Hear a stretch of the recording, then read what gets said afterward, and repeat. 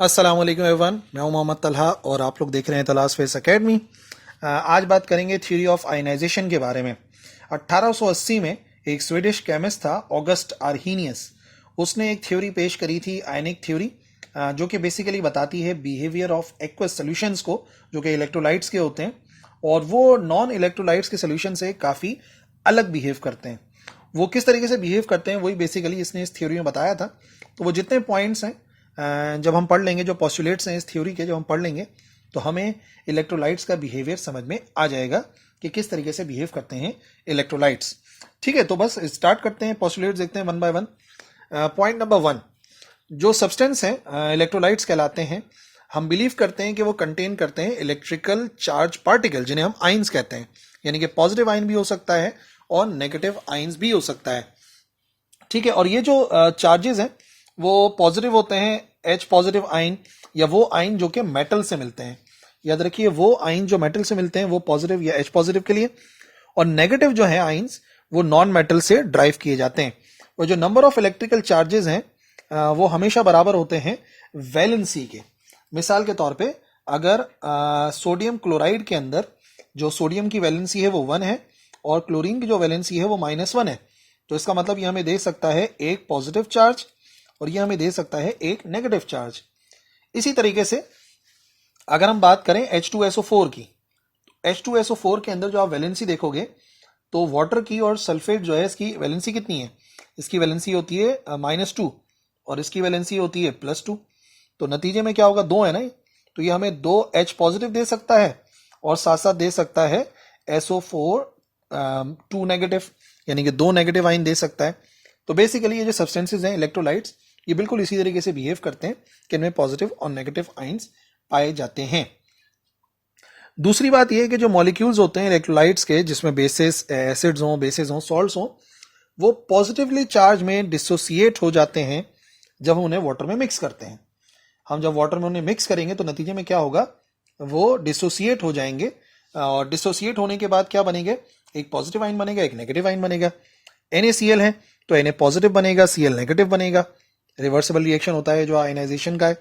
इसी तरीके से HCl होगा, H पॉजिटिव बनेगा, क्लोरीन नेगेटिव बनेगा।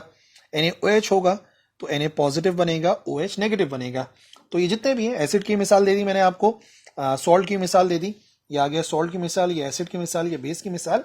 तो यहां पर ये डिसोसिएट होते हैं अपोजिट चार्जेस में, एक पॉजिटिव होता है और दूसरा नेगेटिव होता है। अहम बात यह है कि जो नंबर ऑफ पॉजिटिव और नेगेटिव चार्जेस हैं आइंस पर वो बराबर होने चाहिए सोल्यूशन के, जो कि होल जो है वो न्यूट्रल ही रहता है। जितने पॉजिटिव चार्जेस होंगे उतने ही नेगेटिव चार्जेस होंगे, तो ओवरऑल जो सोल्यूशन होगा, याद रखिए, वो न्यूट्रल रहेगा।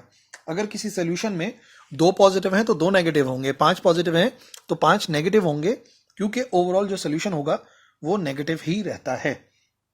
This is according to theory of ionization. चौथे नंबर पर एक अहम बात है कि जो सोल्यूशन है इसमें जो आइंस होते हैं वो लगातार रैंडम मोशन में होते हैं। उसका कोई ऑर्डर नहीं होता, कोई तरतीब नहीं होती, डिसऑर्डरली होता है। ठीक है, डिसऑर्डरली का मतलब हो गया कि वो रैंडमली मूव कर रहे होंगे। और रैंडमली मूव कर, जैसे मिसाल तौर पर पॉजिटिव आइन है, नेगेटिव है, पॉजिटिव है, नेगेटिव है, पॉजिटिव है, नेगेटिव है, ये सब रैंडम डायरेक्शन में मूव करते रहते हैं। और इस किस्म की रैंडम डायरेक्शन में मूव करते करते यकीनन आपस में कोलाइड भी कर सकते हैं। और जब ये कोलाइड करते हैं तो अनआयनाइज्ड मॉलिक्यूल्स बनाते हैं। जब कोलाइड हो जाते हैं तो आपने समझना यह है कि जो प्रोसेस होता है आयनाइजेशन का वो रिवर्सिबल प्रोसेस है। आयन बनते रहते हैं, टकराते रहते हैं, फिर बनते रहते हैं, फिर टकराते रहते हैं, तो ये प्रोसेस लगातार चलता रहता है, एक रिवर्सिबल प्रोसेस है। तो याद रखिए, जो भी सोल्यूशन होगा इलेक्ट्रोलाइट का उसमें आयंस भी होंगे और साथ साथ अनआयनाइज्ड मॉलिक्यूल्स भी होंगे। जैसे कि H2O की मिसाल है, अभी H2O ये हाइड्रोजन बॉन्डिंग से जुड़े हुए हैं दोनों मॉलिक्यूल्स, और ये अनआयनाइज्ड हैं, इस पर कोई पॉजिटिव कोई नेगेटिव नहीं है। लेकिन जब ये आयनाइज होता है तो हाइड्रोनियम आयन बनता है H3O पॉजिटिव, और हाइड्रोक्साइड यानी कि OH नेगेटिव बनता है। फिर ये आपस में टकराते हैं तो टकरा कर ये बना देते हैं, फिर डिसोसिएट हो गए, ये बना रहे हैं, फिर टकरा रहे हैं। यानी कि जो प्रोसेस है ये प्रोसेस होता है रिवर्सिबल प्रोसेस, क्योंकि मॉलिक्यूल्स लगातार रैंडम डायरेक्शन में मूव कर रहे होते हैं, ये जो आइंस होते हैं। ओके जी, तो ये इक्वेशन भी आपने याद रखनी है वाटर की, किस तरीके से हाइड्रोनियम आयन और हाइड्रोक्साइड आयन में ब्रेक हो रहा है। नंबर 5, जो एक्सटेंट होता है आयनाइजेशन का, या उसे हम कह सकते हैं डिग्री ऑफ आयनाइजेशन, वो डिपेंड करती है इलेक्ट्रोलाइट के नेचर पे। ठीक है, वो डिपेंड करती है नेचर ऑफ इलेक्ट्रोलाइट पे। क्या मतलब, जो स्ट्रॉन्ग इलेक्ट्रोलाइट्स होते हैं जैसे कि NaCl होते हैं, वो मुकम्मल तौर पे आयनाइज हो जाते हैं। जो वीक इलेक्ट्रोलाइट्स होते हैं जैसे कि एसिटिक एसिड, वो कुछ हद तक ही आयनाइज होते हैं। ठीक है भाई, मतलब कि आयनाइजेशन मुकम्मल हो रही है, सब्सटेंस मुकम्मल आयनाइज हो रहा है कि नहीं हो रहा, तो ये डिपेंड करता है उसकी स्ट्रेंथ के ऊपर, कि जो इलेक्ट्रोलाइट है वो स्ट्रांग है या वो वीक है। अगर तो वो स्ट्रांग होगा तो मुकम्मल तौर पे आयनाइज हो जाएगा पानी के अंदर, और अगर नहीं है जैसे कि एसिटिक एसिड, तो वो कुछ हद तक ही हो पाएगा। ठीक है, मिसाल के तौर पे अगर NaCl है, इलेक्ट्रोलाइट सोल्यूशन है हमारे पास, और हम इस तरीके से कनेक्ट करते हैं बल्ब को बैटरी वगैरह के साथ इलेक्ट्रोड लगा के पानी में, तो आप देखेंगे जो बल्ब होगा वो ब्राइटली जलेगा, ब्राइटली लिट। ठीक है ना, ये ब्राइट लाइट मिल रही है आपको, ज्यादा रोशनी मिल रही है, क्योंकि यहां पर जो आइंस बने हैं इस सोल्यूशन के अंदर वो ज्यादा तादाद में बने, तभी ये प्रोसेस हो रहा है मुकम्मल तौर पे। ठीक है, क्योंकि NaCl एक स्ट्रॉन्ग इलेक्ट्रोलाइट है। लेकिन अगर यही बात हम एसिटिक एसिड में देखते हैं तो वो स्ट्रॉन्ग इलेक्ट्रोलाइट नहीं है, वो वीक इलेक्ट्रोलाइट है। वीक इलेक्ट्रोलाइट है तो आप देखेंगे कि जो बल्ब है वो डिम जल रहा है। तो अगर डिम है तो इसका मतलब मुकम्मल तौर पे आइंस मौजूद नहीं है इस सोल्यूशन में, और मुकम्मल तौर पे इस वजह से मौजूद नहीं है बिकॉज यहां पर जो एसिटिक एसिड है वो एक वीक इलेक्ट्रोलाइट है। ठीक है, तो पांचवा पॉइंट ये बोलता है कि आयनाइजेशन कितनी हो रही है, जैसे हम एक्सटेंट ऑफ आयनाइजेशन या डिग्री ऑफ आयनाइजेशन कहते हैं, तो वो डिपेंड करता है नेचर ऑफ इलेक्ट्रोलाइट पे। स्ट्रांग है तो ज्यादा होगा, वीक होगा तो मुकम्मल आइंस में ब्रेक नहीं होता। नंबर 6, आयनाइजेशन इफेक्ट नहीं होती है इलेक्ट्रिक करंट से। ठीक है, ये समझने वाली बात है कि इलेक्ट्रिक करंट से क्यों उसको कोई इफेक्ट नहीं पड़ रहा। याद रखिए कि जब इलेक्ट्रिक करंट पास होता है किसी इलेक्ट्रोलाइट सॉल्यूशन से, तो चार्जेस अपने अपने रिस्पेक्टिव इलेक्ट्रोड्स की तरफ मूव करने लगते हैं। क्या मतलब यह है कि जो पॉजिटिव आइन होते हैं वो नेगेटिव इलेक्ट्रोड की तरफ जाते हैं। जो पॉजिटिव आइंस होंगे वो कहां जाएंगे, वो जाएंगे नेगेटिव इलेक्ट्रोड की तरफ। नेगेटिव इलेक्ट्रोड को हम क्या कहते हैं, उसे हम कहते हैं कैथोड। फिर नेगेटिव आइंस जो हैं वो किस तरफ जाएंगे, वो जाएंगे पॉजिटिव इलेक्ट्रोड की तरफ। और पॉजिटिव इलेक्ट्रोड को हम क्या कहते हैं, पॉजिटिव इलेक्ट्रोड को हम कहते हैं एनोड। जैसे कि आपको यहां पे नजर आ रही है, नेगेटिव इलेक्ट्रोड को एनोड कहते हैं। पॉजिटिव वाली ये जो आ गई हमारे सामने, ये क्या चीज है, पॉजिटिव वाली, ये हो गई कैथोड। नेगेटिव वाली क्या बन गई, नेगेटिव वाली बन गई एनोड। अब यहां से जितने भी, ये पॉजिटिव हो गई और ये हो गई नेगेटिव, यहां से जितने ही पॉजिटिव आइंस होंगे वो जाएंगे नेगेटिव की तरफ, जितने नेगेटिव आइंस होंगे वो जाएंगे पॉजिटिव की तरफ। और जाने के बाद इलेक्ट्रॉन लेकर या देकर, मिसाल के तौर पे जब ये इधर जाएंगे, जो भी सब्सटेंस इस तरफ जा रहा है उनके पास एक्स्ट्रा नेगेटिव है, वो नेगेटिव देकर इलेक्ट्रॉन को लूज करके न्यूट्रल हो जाएंगे।